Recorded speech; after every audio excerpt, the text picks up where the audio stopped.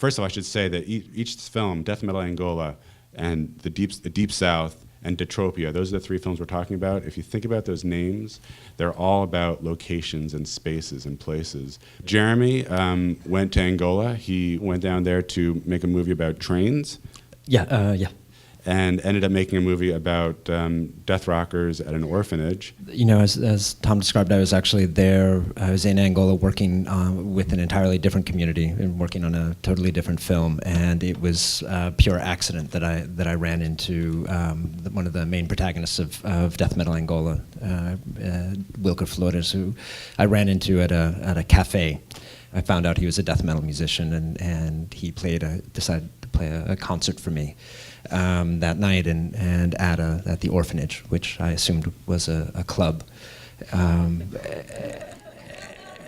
And I brought all of the Chinese construction workers with me in their SUV, and we arrived in the middle of the night to the address he gave us, and on a night where there was no electricity and the generator was out, and so he was, borrowing electricity from his neighbors to plug in his amplifier, and then we lit it with the SUV lights, and he proceeded to play this concert, open air concert. And there were these shadows of kids running around everywhere. I had no idea what was going on, but by the end of it, it was mesmerizing. The moment was sort of extraordinary and unexpected. And my initial relationship with Wilker and then Sonia, who runs the orphanage, was this sort of freak that showed up and in this very personal way became somehow implicated in a very remarkable, unusual event. A year later, I was going back to work on the train film, and I told Sonia and Wilker that I was coming, and to find out if they'd be around, and they got extremely excited because they were organizing the first ever national rock concert, and they told me that it was my job to film it. And that's how it kind of happened. It was this set of sort of accidents, a series of accidents, being open and willing to be in the middle of it. You know, I'm from Detroit. You know, it wasn't just exotic. It was like there was something that was incredibly familiar about it and about the social structure, just like how people dealt with each other and how people dealt with hardship and how people dealt with like humor, and so it was just like I knew it.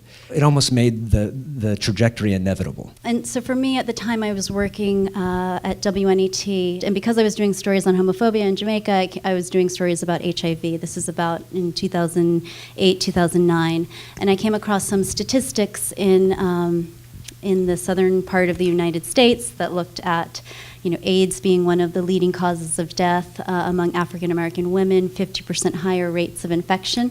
And I was just really surprised because I thought that HIV was at least under control in the United States. So and then I was working independently at Current TV and doing kind of TV documentaries.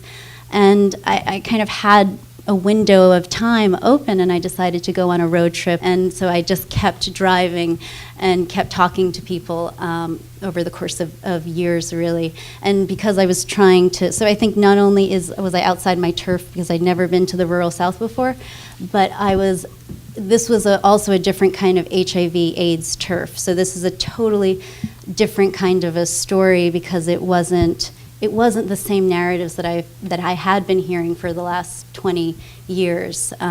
So maybe I'll show just a little clip of it. On the inside, we're screaming. Some say that homosexuality is not a sin. It is. AIDS is God's curse to homosexual life. Some of you will like what I have to say, and some of you probably won't. But I'm going to give you my opinion, and I'll try to be as objective as I can. People usually don't get to tell their story at home. And people need to tell their story. I'm not very close to a lot of people because I think, like maybe I'm contaminated. You're not contaminated, baby. Everybody else around you is contaminated. We don't have high-paid lobbyists. We don't have a lot of money. Here are some of the things we do have. The most people living with HIV and AIDS, the most poverty, the most sexually transmitted infections, the most people without health insurance, the most vulnerable populations, the fastest growing epidemic, the least access to health care, the highest mortality rates, and the least resources to deal with this crisis. Being a girl from New Jersey, I mean, what was that, driving around down there, did you come across any people saying, what are you doing down here? You don't belong here? Was there a feeling of that, at least? Yeah, I started a lot of conversations with like arms crossed, and you're just going to be like everyone else who comes down here and tells these same stories, you know, and makes us look bad and all this stuff.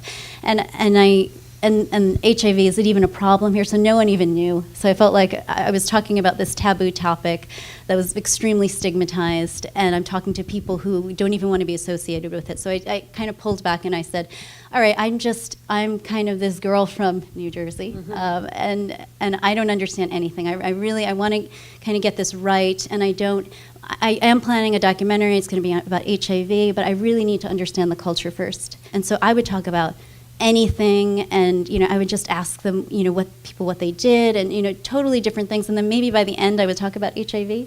You know, really trying to get a sense of what this culture was like, because it wasn't necessarily my own. And I remember there was one trip that I took early on, and I was flying into Orlando because there was a U.S. conference on AIDS, and I knew I was flying out of Little Rock, and I didn't plot any points in between. So I would meet people and say, do you know anyone in, get out my map, like, okay, yeah, I can be there on Tuesday, and then I would just drive there, and then keep driving. You know, as I showed up, time and time again, I would, people began to trust me, and then they would kind of really open up to me after that. And I felt like as an outsider, I was also able to see, you know, so many different levels of society, whereas if I were in the culture, I would know my place, or it would be maybe determined by, you know, the color of my skin or my socioeconomic background. So I was able to like go through all these different layers and see this almost like panoramic,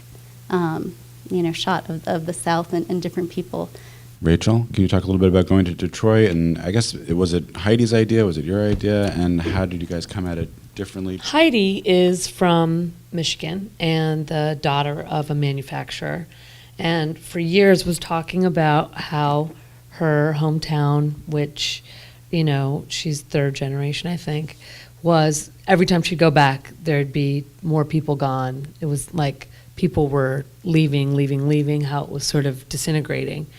And I had been a couple times, and also, you know, was always interested in this conversation because I don't know if anyone in here is from Detroit or you have been to Detroit in the last 10 years, but it's one of those things where if you have been there and you've seen it, you know why someone would want to make a film about it. It's confusing. It's a confusing place, and I'd had to work there, and it doesn't make any sense. It's, you know, you never see abandoned skyscrapers.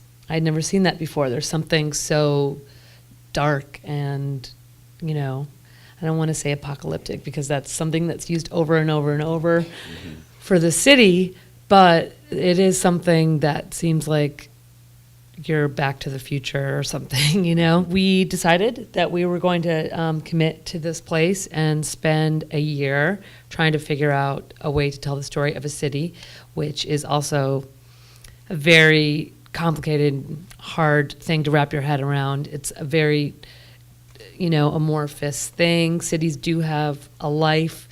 They do have a pulse. They do have personalities, but how do you convey that? There's hundreds of thousands of people there. How do you pick, you know, the stories that make the most sense and are fair? And so we just spent months meeting people and slowly whittled it down, started filming. I'm embarrassed to say how many hundreds of hours we have. Hundreds of hours. Very inefficient art form, this documentary thing. She would sometimes be too inside baseball and that. So you have to work hard to break through to audiences and have any impact.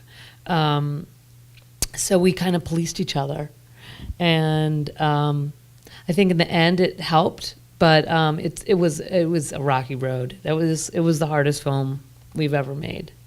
I described 3 different kinds of parts of the social strata. Do you feel like you got one better than the other? The opera dwellers, the working class, the art kids? Well, you know what?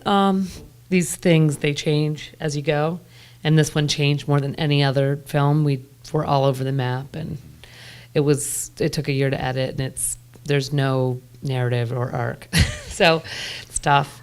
It was tough to put together. But it ended up being really from the perspective of Black middle-class people that had decided to stay, that could leave, but had not. And there's something about that story that seemed to be sort of the most revealing to us, rather than newcomers that were enjoying and taking advantage of what it had to offer, or people that couldn't leave because they were too impoverished and couldn't leave. You know, you have to make decisions, but it felt like this, you know, the people that we ended up focusing on were really the heartbeat of the city. And when they leave, the city needs them, you know? So that's how we ended up. But it's organic. You don't make these like huge decisions like that. You kind of like 3/4 through, you're like, oh, that's what is happening.